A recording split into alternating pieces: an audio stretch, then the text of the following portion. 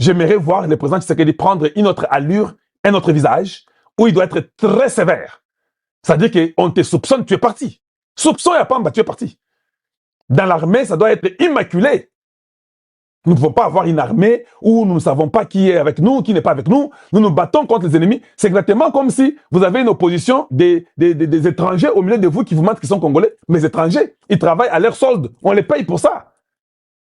Ils ne savent pas faire un fonds commun pour la République. Ils veulent les postes pour faire un fonds commun. Un dialogue stupide qu'on a besoin aujourd'hui, on n'en a pas besoin. Vous avez tous échoué. Comprenez que Tshisekedi vous a tous battu à plate couture. C'est la vérité. Vous pouvez tout dire, monter, descendre, Bozuango. Et puis, ils ont des bongo. Nous qui soutenons Tshisekedi, sans avoir l'argent, nous qui soutenons là, Dieu nous bénira. Les gens viendront de partout pour nous bénir. Kalonji, Zouambongo, yo, Liana yo. Ils vont nous donner ça. Sans qu'on leur demande, ils vont donner. Bolia. Parce que vous allez Moussala. Nous avons travaillé pour qu'on ait les postes. Je le répète. Mais si le poste vient, je vais regarder quel poste. Si ce n'est pas celui que j'aime, je vais encore refuser. Eh bien oui, c'est la vérité. Parce qu'on peut travailler pour la République dans tous les sens possibles. Mais je ne suis pas là en train d'attendre. Tu sais que dit, poste les lots, et dans le bimingi. Non, non, non, moi, c'est pas comme ça. C'est pas comme ça. C'est pas comme ça. Nous nous battons pour un Congo meilleur. Qui me donne pas. Si le Congo est calme et bien, avec des études faites, j'aurai toujours un très bon travail. Très bon d'ailleurs, plus que millions de chez nous là. Oui, oui, c'est vrai. Et dans l'armée, nous voulons un changement. Nous voulons un changement radical.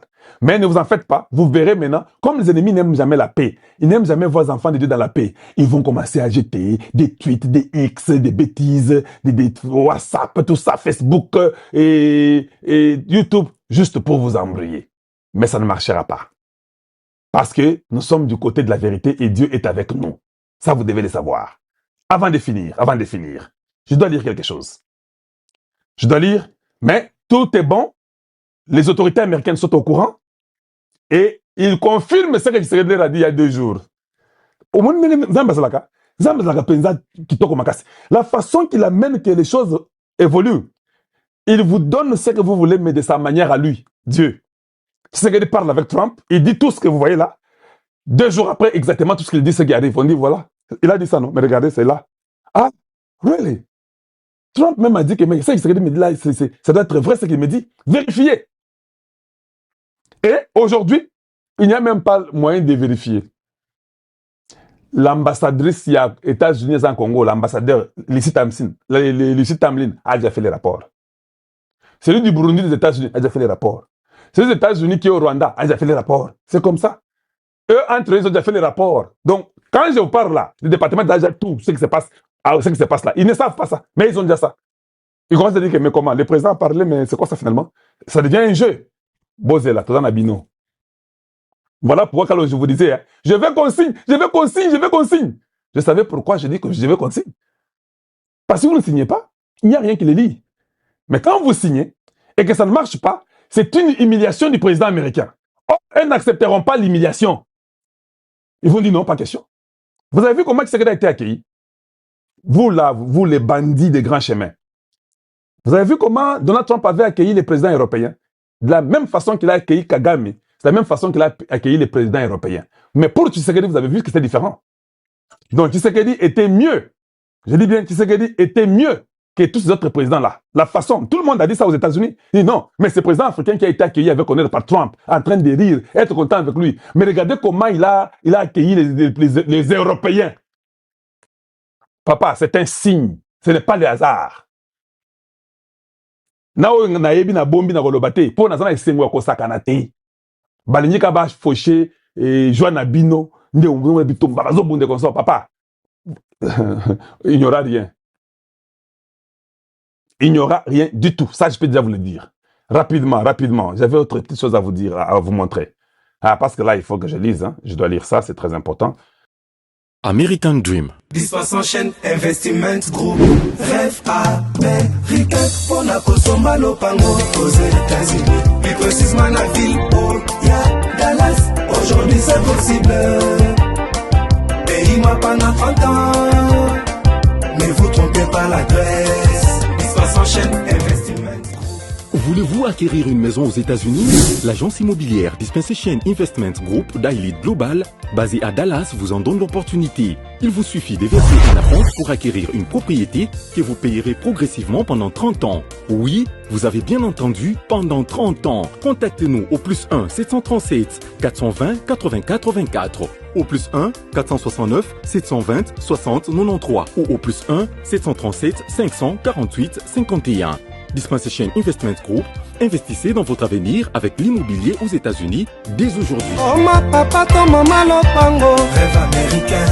Venez nous contacter. Rêve américain. Tapez sur Google. S'enchaîne Investment Group. Na moke moke na komi baye. Lopango elenge. Lopango elenge. Ozala bayere elengi tout. Héritage à bana. Rêve américain. On a consommé lopango aux États-Unis. Plus précisément la ville Dallas. Aujourd'hui c'est possible. Pays m'a pendant 30 ans. Ne vous trompez pas l'adresse.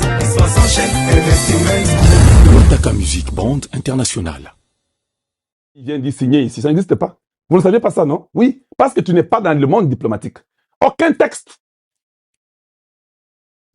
Même les papiers qu'ils ont signés là, ce n'est pas le moment là qu'ils ont vu les papiers, parce que la preuve est que, est-ce que vous avez vu Tshisekedi prendre le temps de lire tous ces papiers là, ou bien Kagame, ou bien Trump? Ils ont déjà lu ça avant.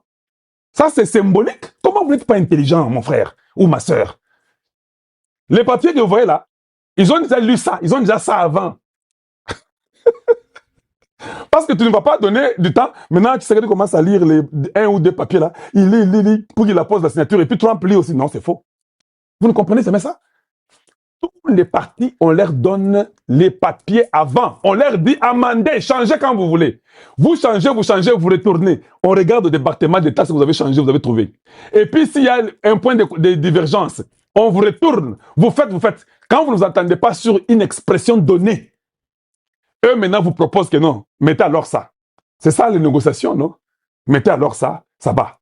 Le Congo dira aux Américains, non, nous ne voulons pas ça parce que les Rwandais, nous ne voulons pas parce que. Et puis par après, ils réfléchissent, non, comment on peut faire? Non, alors mettez ça. Non, ça, le Congo a raison. Alors on met ça, cas par cas. Tout, c'est comme ça, tout. Les accords qu'on a signés, c'est plus de 50 pages. Et vous avez vu, on est venu avec 50 pages devant Donald Trump? Non. On a signé l'accord économique, on a signé les MOU, on a signé les choses de sécurité, on a signé les choses de l'intégration régionale, on a signé beaucoup de papiers.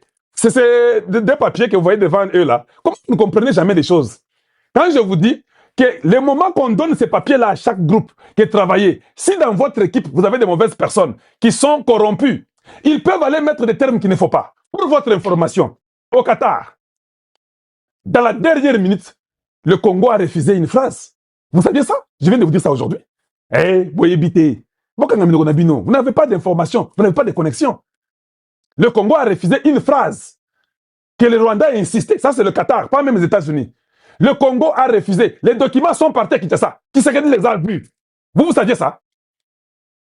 Ils ont dit non, ça, on n'accepte pas. Cette phrase, nous disons non. Au Qatar, qui change, écrivez ça. On a insisté, le Qatar a accepté, on a mis. Mais quand ils ont signé, vous n'avez pas vu les M23, c'était triste. Donald Trump a dit, vous devez signer. Mais quand je viens, je vous dis, si tu doutes, ce n'est pas un problème. Nous vivons, non? Personne ne va mourir. J'ai demandé pour vous à Dieu que vous ne puissiez pas mourir. Vivons. Mais ayez le courage de revenir après pour aussi dire que non, il avait raison. Le garçon avait raison, il avait raison. Oui. Quand vous entendrez ces masses s'asseoir dans la bouche de Tshisekedi, Ndeboko zipango, Ndeboko zara calme. Quand Tshisekedi vous dira que non, il y a eu des choses que nous avons refusées et que nous avons imposées, qui ont été rectifiées dans les papiers et nous avons dit non. C'est quand vous allez vous taire, le kola ba mbinzo, le kola ba tolukuta, ba démon dans la chair humaine que vous êtes. Vous êtes très moins sérieux. Vous pensez que je viens ici blaguer avec vous. Oui, quand j'entre à la Maison Blanche là, c'est parce que ma vie est déjà contrôlée. J'ai les 6 mois ici qui sont là. On va vérifier tout ce que j'ai fait. Tout ce que je dis est vérifié. J'étais à la Maison Blanche. Je peux être un terroriste. Il faut que ma vie soit vérifiée. Donc je suis un Congolais en qui il n'y a point de fraude. Même en Amérique, je suis toujours un Américain en qui il n'y a point de fraude. Ma vie, elle est pépélée. Yo koya ke oko ta Maison Blanche oko ta le wapi. Parce que ta vie est sale. Balo te yete. Oh yo longwa kuna. Voilà. Donc c'est pour vous montrer que Dieu accompagne ce que nous faisons et ce que nous disons. Ah, il y avait un discours que je voulais dire pour vous, mais Je n'ai pas vu ça. Militaire qui bazo bunda wana bazana besoin de soutien na bino. Donc sans vous militaire wana bazate. Donc essayez de partager au maximum l'émission. Tinda information yo kwenyoso. Moi na poto, moi na Afrique, moi na Asie, moi na Amérique, motunyo so azali congolais. À l'émission Lukuta et Koki Koti Kalalibelate. Les ténèbres ne régneront jamais. Plus jamais. Félix Tshisekedi avait déjà dit ça. Vous voyez comment bakote na confusion. Bazangi sko ya kosala, bazangi ya koloba, bakomi ko manipuler opinion. Ba mona que discours est qui percutant. Ba comprendre que Fati akena bango likolo, ba comprendre que les zones d'ombre oyo population zaki na besoin ayeba, à comprendre yango, population zaki na besoin ya éclaircissement. Azu yango.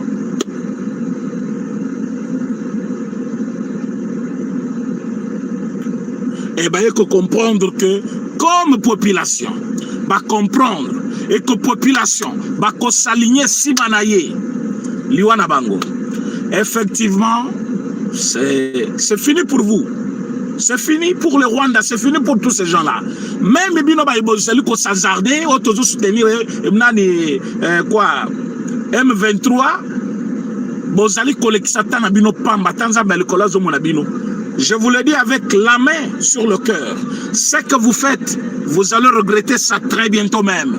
Parce que, Ogoki Melawapi, on est Congo Mokanayo. Yozo trahir yango. Namoutoisa déjà finissant d'ailleurs. Parce que Bango, Basili Kosila te. Basili Kosila. Est-ce que Bolana qui donne le Trump? Après ça, Bango combien? Pourquoi Bazali Suskonate na Luvunge sur Luvunge? Pourquoi Bazakonate? Ils sont partis où? À un moment donné, quand je vous dis que soyez connectés, vous allez scotcher sur notre chaîne. C'est ici où vous avez toute la vérité sur la situation de notre pays. Bandeko, si ma discours est chef de l'État lobby, les Rwandais ont voulu créer cette panique-là au sein de la population, juste pour créer une diversion, parce que va comprendre que le chef de l'État Azalaki très convaincant. Comme va comprendre que le chef de l'État Azalaki très convaincant et que la population va colandailler, ils ont créé cette information sur leur armée numérique. Uvira, jusqu'à ce matin, comme je vous parle, les militaires congolais sont à Uvira. Les Ouazalendo sont à Uvira. La sécurité se fait comme d'habitude à Uvira. La population, oui, panique et kozangate Uvira, et Zamboka Oyo, na minute Oyo, Rwanda zali kolukangu nenga lukaka Goma.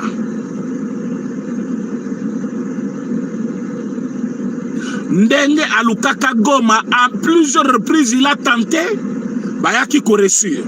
C'est l'exemple que nous ne voulons pas que ce soit pour Uvira. Mais jusqu'au moment où je suis en train de vous parler, Uvira, ezali na maboko, ya mapinga ya mboka. Uvira, ezali na maboko, ya bawazalendo, ba mapinga na biso, ba FRDC, le service de renseignement congolais, tout le service de sécurité, la police congolaise, Bazaliwana na Uvira en ce moment. La population, Bazana Uvira en ce moment. C'est vrai, il y a des Congolais qui aiment ce pays comme moi. Comme vous. Mais tandis que vous êtes belé pour la colonne d'information parce que Bolinimo Kanabino. Vraiment félicitations Nabino. Vous aimez vidéo s'il vous plaît, vous aimez vidéo, vous partagez. Vous likez s'il vous plaît, vous likez l'émission. Vous likez l'émission, vous partagez en gros, Congolais Balanda. Congolais Balalité. Nazuba message jusqu'à 2 h du matin. Président René, c'est quoi encore à Uvira? Tochaki motema tolobi comme bo résister. Je vous dis, résistance à Uvira et koleka ya Goma. Ce qui boye bité, je vous assure, résistance à Uvira et koleka ya Goma. Nos militaires ne sont pas des faiblards. Nos militaires ne sont pas tous corrompus. Qu'on ne vous trompe pas. De comment quoi commis on a lobby, baza côté ya Monguna non. Tous les militaires congolais ne sont pas de pions du Rwanda. Non, non, non, non. C'est vrai.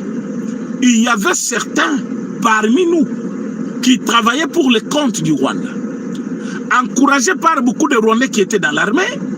Balakisi bango batiyo ya mbongo, batu baweli mbongo, batu baweli makambo mususu ezangatida, et batu na bakoya ki da piège ya kokende ko soutenir l'ennemi. Mais cela ne veut pas dire que tous les militaires congolais serviraient l'ennemi comme on vous dit, non, non. Ba soldat na biso bazali pona mboka, bazali kosala musala pona mboka. Au moment où je vous parle, bazali kosa la sécurité ya Uvira. Au moment où je vous parle, Uvira est hors du danger. Au moment où je vous parle, le président de la République, kakanenge bolalite yepa lalite, nous avons travaillé ensemble avec tous les services de sécurité, bas médias, pour que cette mauvaise information ait gagné terrain parce que Zali Lukuta. Mais tala banani bazali ko propager ba information ba Bibi Kapinga, ba Pero Luara, ba Paulette Kimuntu, ba nani comment vous appelez tous ces pro-rwandais là qui ont toujours partagé de mauvaises informations. Bazozo information ya Lukuta, j'ai vu Steve Wembi aussi. D'ailleurs, ils ont commencé une manipulation avant-hier. Ba komi na document na bango moko ono salongo ya samedi oyo parce que boyebi ke côté bango bazala kawana na Goma basali saka ba salongo forcé na bango na les travaux forcés sont interdits par la loi. Alors bango bazali ko sel sa population mission na makasi comme si tozaki toujours en esclavage. Alors qu'est-ce qu'ils ont fait? Bazali ko sala tout ba corrompre mémoire ya ba congolais. Ba komi balobi samedi prochain tokozala na kati ya Uvira nde tokosala o babengi salongo ya samedi o ekoya. C'est une préparation morale. J'ai vu un message. Ya batutsi rwandais M23. Bazo supplier. Je dis bien bazo supplier banani ba wazalendo. Balobi, vous les Wazalendo, vous êtes nos frères. Nazo répété maloba batutsi wana bazoloba. Vous êtes nos frères. Bozo telemela biso pona nini. Bino boza na problème na biso te biso to na problème na binote. Batu biso tozo bundisa bazali ba FDLR. Na ba Burundi bazo koboma bandeko na biso. Déjà par ce message, vous sentez que la résistance farouche imposée par le Wazalendo contre l'ennemi commence à supplier. Je dis bien l'ennemi supplie.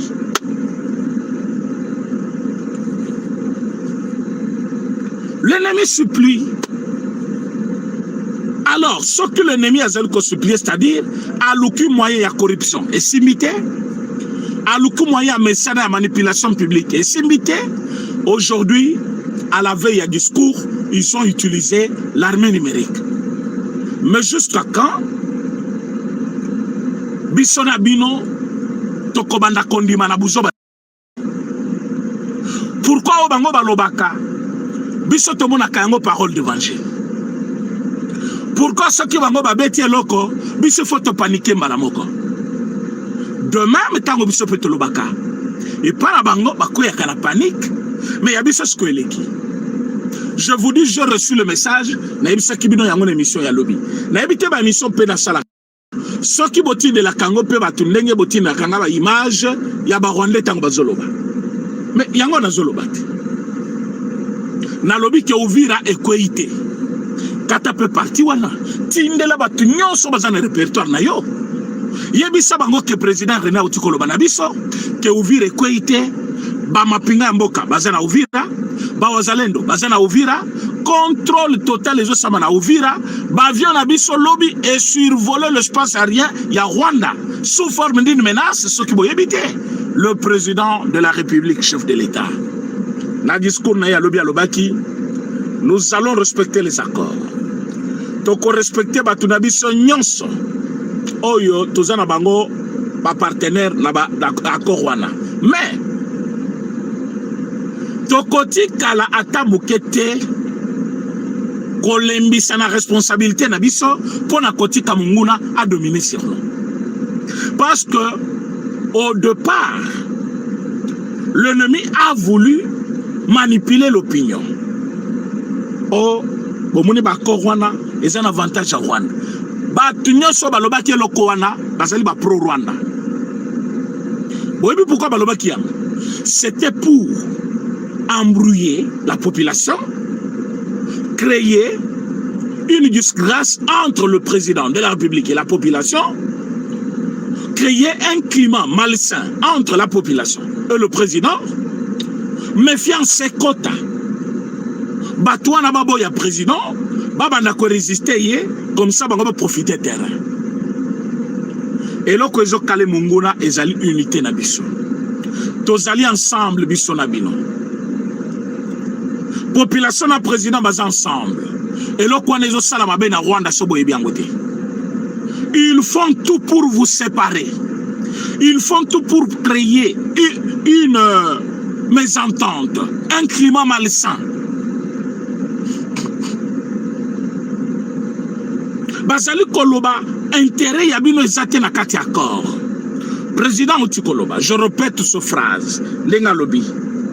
Tango lobby wana discours na ezaki sur RTNC, France 24 ezaki na salle, toutes les chaînes internationales ezaki na salle, les ambassadeurs étaient là, le monde entier suivait ces discours-là. Est-ce qu'il a défié Trump? Non. Il a réaffirmé son engagement en tant que président de la République et ce qu'il a dit dans l'accord. Alors, s'il l'a dit, c'est ça la vérité. Boyoka oyalobi. Parce que tu vas comprendre mabe. Na yebi ya phrase moko ezo sala bango pasi mais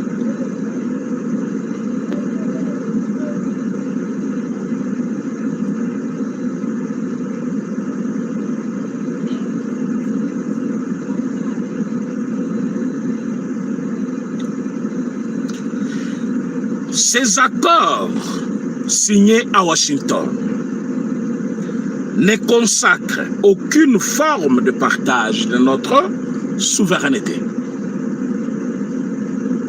Rwanda, nde akobanda ko traité minéré na bino, minéré koleka na Rwanda, balobi Rwanda ko exploiter na biso. Non, non.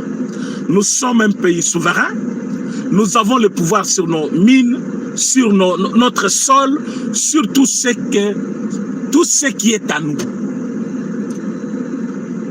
Donc, en aucun cas, le Rwanda va être au-dessus de la RDC ou prendre la décision aux côtés de la RDC sur ce qui est à nous. Yango Alobi, ces accords ne consacrent aucune forme de partage de notre souveraineté.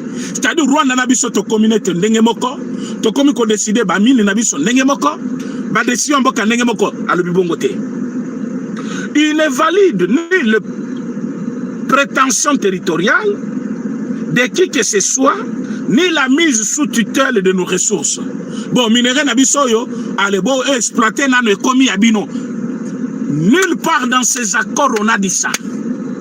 Et oyo, ba Congolais bazaki kobangela ngoma kasi. Le chef a expliqué d'une manière claire. Mais tango ba yoki, détermination naï. Excusez-moi. Vous partagez mission s'il vous plaît. Vous partagez mission.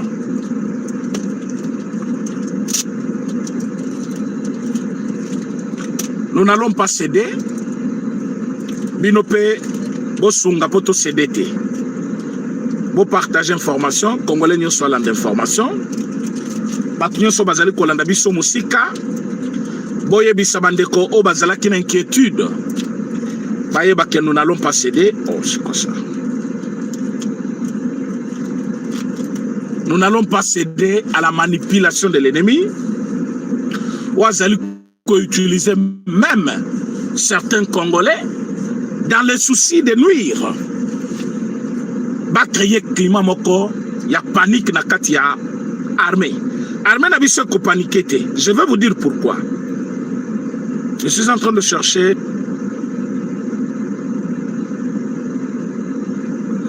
Au lendemain même de la signature de l'accord, des unités de forces de défense du Rwanda ont conduit et appuyé des attaques à l'arme lourde tirée depuis la ville rwandaise de Bugarama, provoquant des lourds dégâts humains et matériels. Déjà, c'était une accusation de président Félix Tshisekedi. Mais qu'est-ce qu'il dit après?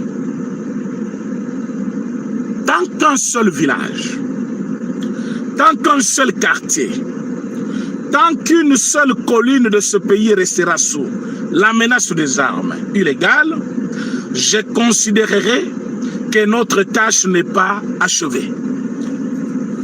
Pour le Rwanda et ses proches, Balobi, Tshisekedi veut dire que, comme ils ont gagné Bitumba, à Kolongwa na pouvoir te, à considérer tâche naye comme inachevée, c'est-à-dire il va continuer. Ils ont exploité ce message nuitamment. Batindi batuna bango na média, boye bisaba congolais, alobi a Kolongwa na pouvoir te, alobi tant qu'un seul village est causé à maboko ya Rwandais, il va considérer que sa tâche n'a pas encore totalement fini. Alors, il va continuer sa tâche, ça veut dire il doit rester au pouvoir. Ils ont voulu comprendre quelque chose par là. Est-ce que ce qui a gagné Bitumba, est-ce qu'il y a Kokende? Il faut maintenir Bitumba. Ou il faut que ça, la Kebiso na Kagame, tous ensemble étaient, pour bandima Kebiso, tous armés à part, comme ça, négociation, il y a Doha, Bamon a un avantage, na Bangote, bandima ba cédé, na demande na Biso. C'est ça les combats que nous avons actuellement. Bande Kobo Pesanga Matoy Boyo Kabien. Pour partager émission. Nadoa, nous allons signer aussi avec le l'AFC, le M23. M23, sachant que Azali, moi, na Paul Kagame. Et Kenyon Sezo Samanadoa, ce n'est qu'une image de ce qui s'est passé à Washington. Il n'y a rien comme avantage pour le M23. Ça, même Bino Boyebiang. Nenge besoin avantage te na niveau ya Washington. Nenge pe bakozo avantage te na niveau ya Doha. Et qu'est-ce qu'ils veulent faire? Ils veulent s'imposer sur terrain. D'abord pour montrer au monde que Bazana Kagame te makamba Kagame tel Kagame nenge basigné na Tshisekedi. Et que biso bangomo M23 bazamonde à part. Ils veulent dire quoi à la population congolaise? Que biso to ba congolais na bino tozo bunda pona mboka. Et comme ça ba considérer ban. Tant que to vendre à la table, to satisfaire la demande na bango, no quitter ba continuer Bitumba. Or ça ezao na ebisa kibino lobby nyoka déjà mutu bakata. Mukile koninga ateningani 1 heure du temps. Et qu'on sera tranquille après. Les M23 sont déjà maîtrisés. Baza déjà par terre. Bitumba oyo ya Luvunge. Boyoki Kemindu kezobeta depuis Rwanda na ville ya Soki Bugarama. Ezobeta kuna ezoya na Congo. Et bongo bango awa bazaki na Minduki te. Pourquoi Minduki ezobeta partir ya kuna? Et à leur niveau ici, ils ne sont plus capables. Bazana Munduki ya malonga te renfort nyo sezo taka Rwanda. Rwanda des fois ya kotinda batu aye komona ke akomi repérable, ba komi komona ye facilement. Ba komi koye ba yazali ko sala. a komi koluka kobunda même à partir de lui. Babo sani ke Burundi pe aza capable ya kosala yango et asala ki yango déjà yango moni milelo koti. Na minute tozana bino Donald Trump a yebisa ki Paul Kagame. Na yebi que ce que tu veux faire c'est une diversion, mais à une blague pareille moi je ne cède pas. Je te donne 24 heures à 48 heures. Batuna yo balungwa place bazali na yo kateke mutumoko azali wana. C'était dans quel village? Je venais de communiquer avec un frère qui m'a dit laisse, je te fais un message. Quand je lis, j'ai vite compris que Makambu ezali l'avantage à Monguna te.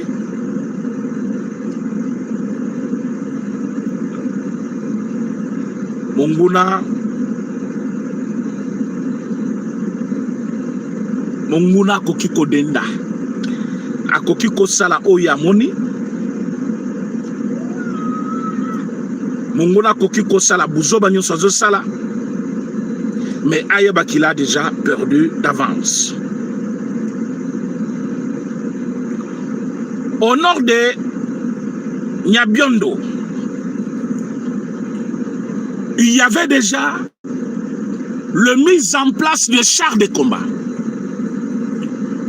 de beaucoup d'armes lourdes rwandaises. Nabatu na bango bazala qui placé à partir ya Rwanda pour que va frapper Nyabiondo. Notre armée a décidé Bakamati avion Mokoskoyo 25, je ne sais pas 25 ou 24, quelque chose comme ça. On a essayé de bombarder tous leurs trucs où ils Kiwana. Au moment où je vous parle, Palangani. Maintenant, c'est l'unique renfort. Ouais, Kokaki Kobeta pour que Batu Aluvunge Batikala. Alors, comme Donald Trump avait déjà dit à M. Paul Kagame, que ceux qui va se donner au Bazawana, dans moins de 48 heures, 24 heures, avant 48 heures, je vais prendre une mauvaise décision. C'est comme si vous allez coloquer défier l'Amérique. Je vous dis, ils ont pris, Ata Tonga Yamuke et Tikala Kinazamba Nabango, Bazu pour partir. Pourquoi? Parce que frappe Bazu Nyabiondo, mode d'ordre donné, va comprendre que maintenant Congo a frappé davantage et personne n'a cocoté la bango. Bobi que Rwanda tito zo bundana yeboy ba to côté la Rwanda telelo. Est-ce que boy bien? Ba Congolais vous sous na éviter ça qu'on se rendre compte de ce que je suis en train de dire. Tito zo bundana Rwanda lelo, boy ba qu'il y a des gens au côté la Rwanda, oh c'est un petit pays. Il y a des gens qui n'acceptent pas cette guerre. So boy ba katé. Mais aujourd'hui, comme je suis en train de le dire, nous avons le contrôle exact à Uvira et partout ailleurs. Donc, nous n'allons pas céder à leur manipulation. Nous n'allons pas céder. Donc, ils peuvent manipuler l'opinion. Nous ne devons pas accepter que Batouana, Bazana arme oyele qui a bissoté. Ils ne sont pas aussi forts que nous, mes chers amis. Batouana va gagner bissoté. Ils ont juste donné de l'argent. Naba commandant ya Goma, Naba commandant ya Bukavu. Ils ont corrompu beaucoup de militaires. Et Belé Baseba Lungwa armée. Naminito, nous avons une armée qui obéit aux autorités du pays. Nous avons une armée qui ne cède pas à la manipulation. Je ne suis pas d'accord avec ces gens. Oh, bazali ko traiter ba soldats nabiso comme étant des corrompus. Non. Parmi nos militaires, il y a de vrais soldats. Oh, bazali ko sala musala bango bien. Ce que nous faisons est ali démentité. Nous vous disons la situation actuelle, maintenant même, dans les cités à Uvira. Quelqu'un a parlé de Goma. Avant que Goma ait koya ndenge koyaki, Ceux qui ont allé vrai congolais parce que vous allez kolanangai. C'est la question que je pose au répondre paix. Avant jour où Goma yaki kokoya, oh bon mona ki bangona Goma. Oyebi combien de fois ba Rwanda ba seba ko isaki Goma na réseaux sociaux? Ba démenti nyosto zaki ko sala oui. Ezalaki na tina nango parce que ti bazolo ba Goma ko yakite. Ba ko isi Goma ta 48 fois. Goma koi nanu ba koti Goma te. Goma koi nanu ba koti Goma te. Goma koi nanu ba koti Goma te. Pourquoi il le faisait? C'était pour créer cette panique là au sein de la population et profiter pour y entrer. Bayaki kokoma Goma, oui, bisonyo stoyebi koma bakota Goma. Ouvira là lelo, oyo tozo, ozolo ba parfois tozo de mentir. Combien de fois balobi ba commis les gens à Ouvira? Combien, oyo za 40e fois balobi bazana Ouvira? Balobi tozana Ouvira, tozana Ouvira, tozana Ouvira obisa tozolo balelo. Il y a de cela 4 semaines passées, c'est-à-dire un mois passé, ils avaient déjà dénoncé qu'ils étaient à Ouvira, non? Ils ont même montré quelques collines, quelques zamba balobi. Ah, tous déjà à Ouvira, le roi de Salamwe, tout ça n'est pas Mibenga. Tous déjà à Ouvira. Tile lo bazana Ouvira te. Ce matin même, je vous confirme qu'ils ne sont pas encore à Ouvira. Ne soyons pas distraits, ne soyons pas aussi bêtes, excusez-moi le terme, d'accepter tout ce qui est dit sur les réseaux sociaux. Batouana certes, Bazali, très rusé. Bazali qui utilisait les médias de sorte que on n'y ma vérité na bango parce que les hommes matina minoko ya ba congolais na biso. Tango yo kotala otali kombo otali kapinga bibi ya komiao mais ya za congolaise te congolaise kaka ya nzoto azali su congolaise te makanisi muto e komi ya Rwanda.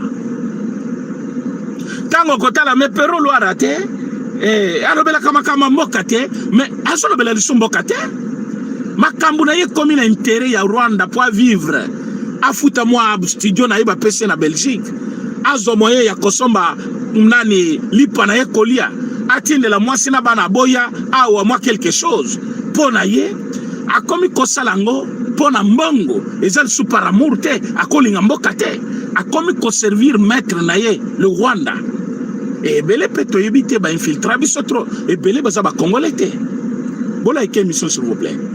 Bola eke émission, vous êtes très nombreux. Bola eke émission, vous partagez. Alors, nous voulons dire à un seul Congolais ceci. Notre président Azali distraité.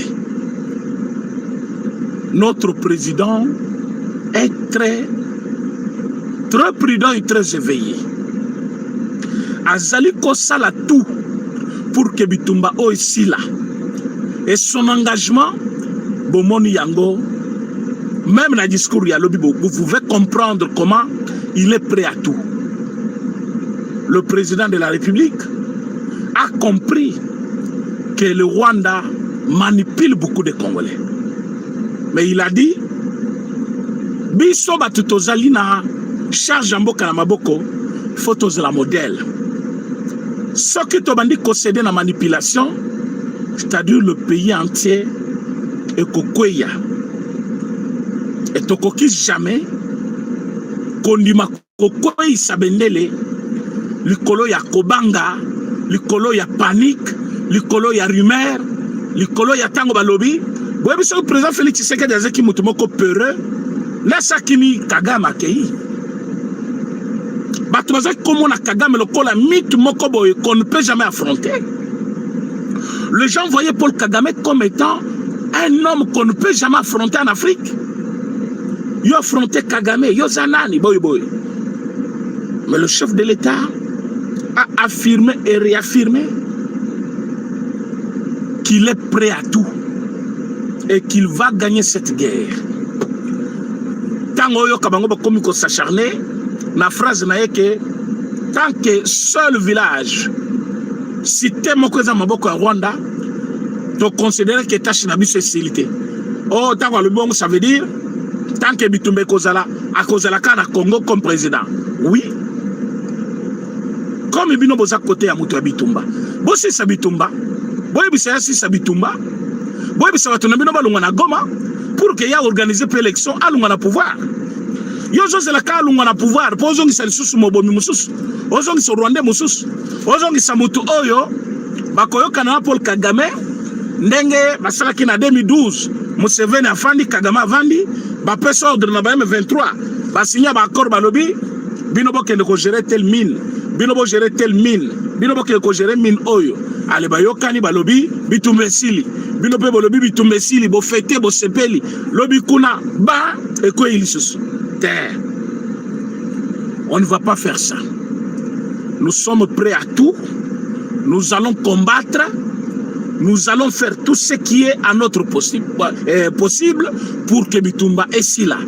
Nombreux de ceux qui attendent le M23, bakole la bango moko na banda na bango. O ba soma ki ba veste ya sika. O ba soma ki ba champagne ba mela. Mais ozo soma champagne pour que Rwanda aya koza la chef na yo. Mboka na yo kende. Mabele na yo mutu muso bana ko décider sur yango me oza bolole. Yo za congolais, ozo mela champagne po oyoki ke Rwanda azo ya mboka na yo.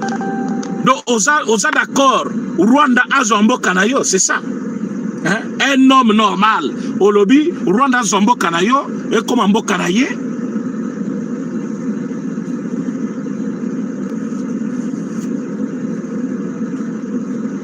Na minute tozali koloba. Sur terrain, je pense que nous sommes supérieurs par rapport au M23. Je l'ai dit et je le confirme. Tozali na possibilité nyonso kobeta monguna. Chef Aibisa Kibino lobi comment à réorganiser l'armée à l'interne. Batuya tindi na ba commandement aibi pourquoi tindi ba. Certes, il y a des commandants. Oh, et coach la moté ma pena libella. Mais il y a des gens qui n'ont pas cédé à caprice ou manipulation à Rwanda. Mais il y a d'autres commandants. Oh, le président, il ne faut pas tirer la bango motema. Certes, tu es bien, mais une solution sera trouvée bientôt. Parce que, comme Moutouazana Ouvira, c'est vrai. Oyokaki entre Yena Wazalendo, il y a un temps, et ça qui est collecté, il y a même 3 ou 4 jours à l'Obaki que non, Wazalendo doit se retirer. Bino nanga to se poser qui ba question pour nani. Parce que Wazalendo zo samusala bien. Tozana kati ya bitumba ya makasi pe na combat comme intense. Depuis to signé accord. Du coup, yo lobino, batuana balunga ba se retirer. Yo zo tika la kobunda na effectif nini. Même si ba soda na biso ba zebele koleka, mais lobi boyoki président reconnaître mérite ya ba Wazalendo. À lobby, l'histoire de notre pays retiendra qu'il y a eu des gens oyo ba s'engager volontairement ba sauver Mboka.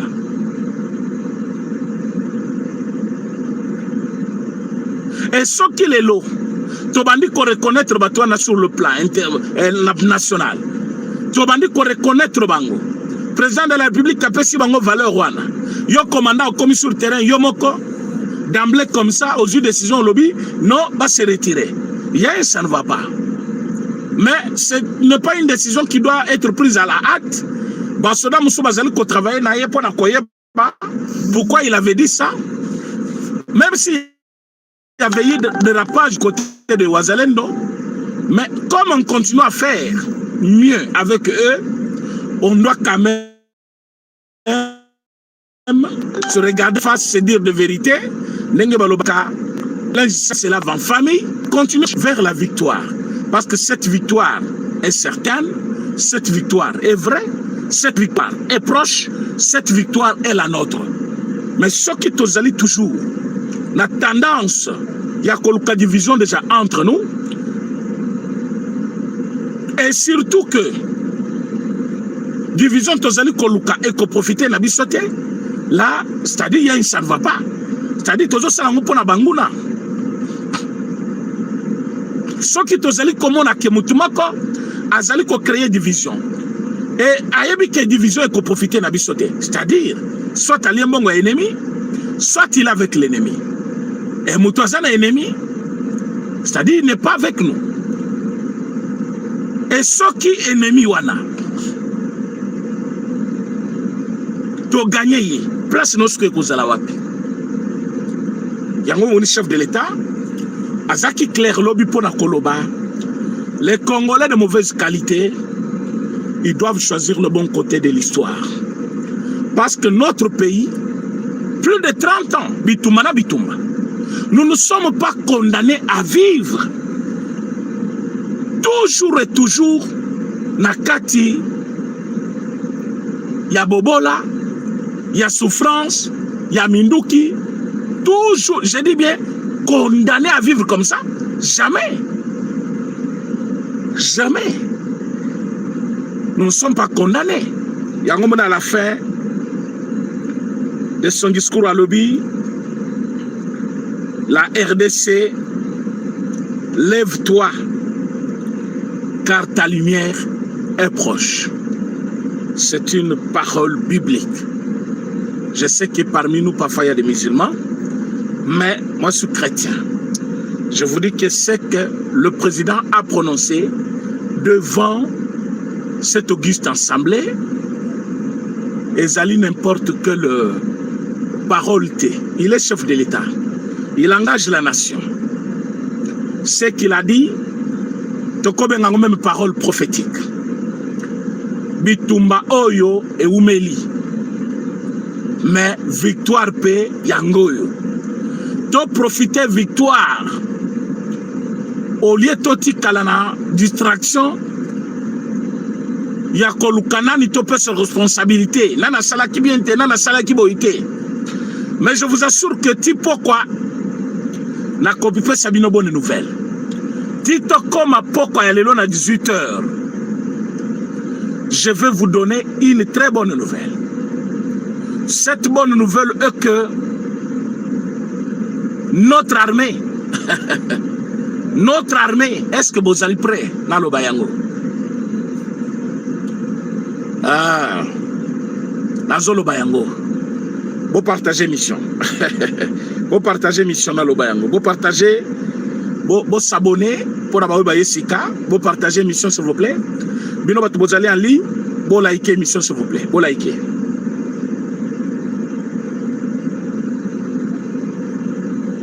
Notre armée, ndenge bango basé pana biso, nalo bango na lingala. Biso pe toza déjà pana ba. Ondima tena sena lobi. Yeba kendenge basé pana biso boye, biso pe toza pana bango. Mituna de quelle forme? Bazawa puis bazo salanin, yo muto mituna mais moi je te dis, toza pe pana bango. L'habitant tozo circuler, espace aérien na bango. Bango pe paniquer kotaki. Il y a eu les appels. Nous aussi, on a eu à faire des appels hier. Ah oui. Il y a eu des appels à gauche, à droite. Bazobenga Batuna Bango.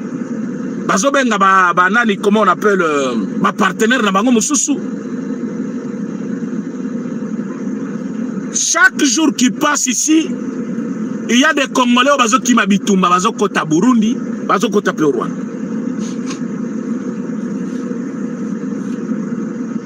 Est-ce que vous voyez bien?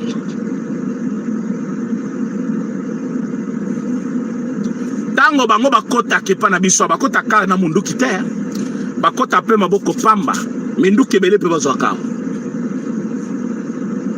Quand je vous dis des choses, des fois il faut accepter, il faut comprendre ça avec esprit moko ya likolo. Il faut qu'on ait la spirituelle. Tout ça peut pas là-bas. Les choses qu'ils pensent ils peuvent faire chez nous, on peut aussi le faire.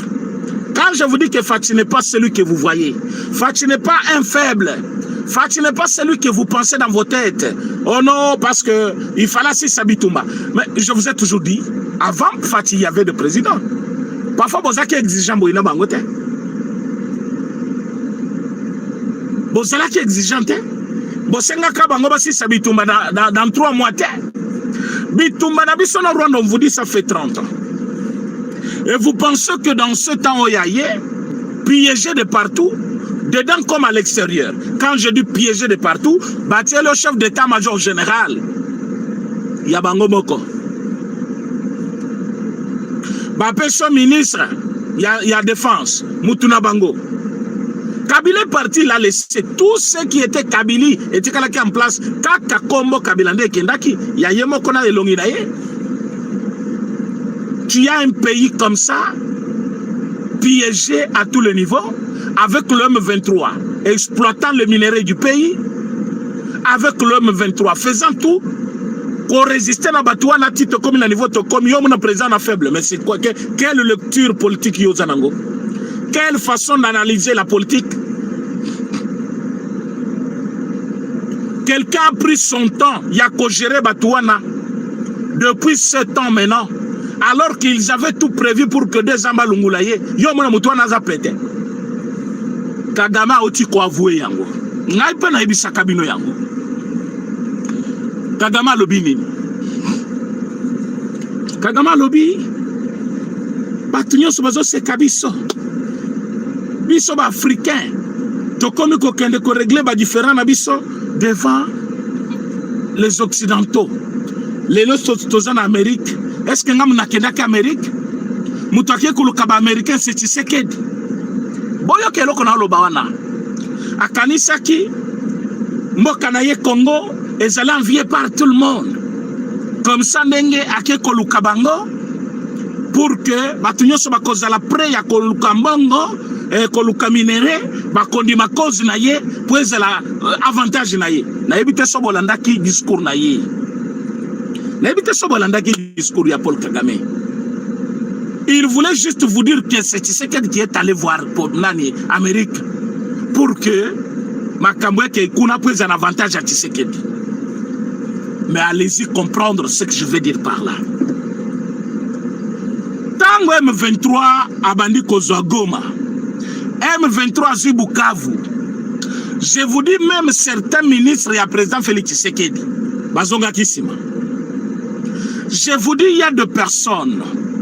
Oyo balinga kafachite ba se frotter balobi akende kaka alungwa même ceux qui baza ba Rwanda toko kana prêt toko loka président mususu ya lungwa ba mususu parmi ba soutena kafachi balembisa kinzoto ba biso yeyo même ceux qui récompense to yebi kenzambe mutakopesa biso nano eye penate to yebi que tant que le Congolais vivront heureux c'est une meilleure récompense biso yeyo totikala kina fachi. Totikala kina fachi. Maintenant totikala kina fachi, bitumeza ki peut-être. Je vous dis, zala ki bozola la liste na porte. M23 bazali ko menacer balobi tozo kota katanga kalate. Bobongi sabisa kabokende. Mukile ganga bayoki kaka o Washington tozo kende ko signer ba accord kuna. Babengi Paul Kagame, babengi si ba M23 boye. Tu m'as camboado et quoi? Même Paul Kagame, même le M23 au Bazakina Goma, même les opposants qui étaient ici, Piouf Basutouki. Oh yoli kambo utile soit pioto que Amérique. Paul Kagame affaibli, Batunaye affaibli, Batunaye balengi. Après bayeko comprendre balobi tata zamakassia. Et Saliboni Amérique. Est-ce que Baby Amérique a dit Paul Kagame? Oui, bien, bien. Dans le Bakango chaque jour. Amérique a dit qu'il y a peu minéré ya Congo. Amérique a dit Simawana. Et Amérique a dit Simambalamoko a ben sur Rwanda.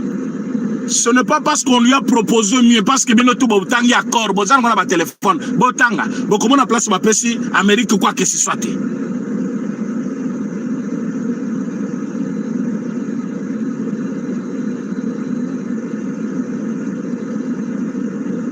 Bayebi si kakaye, minéraux zali kozose ya makila, to signer ba accord officiel.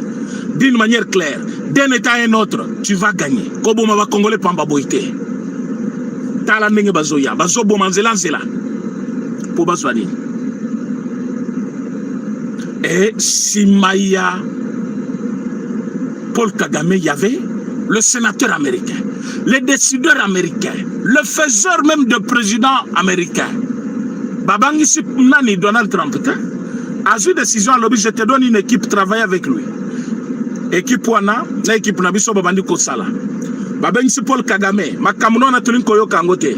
Allez, bati kalika kande ba osala boy, vous y êtes sur terrain, mais ba qui déjà makamuna bango ici là qui déjà. Facha bandi ko travailler, équipe nabiso bandi ko travailler. Lelo to komi na bakor, to komi na ba négociation, Rwanda yo wana zawana. Une année tozo kende, c'est vrai.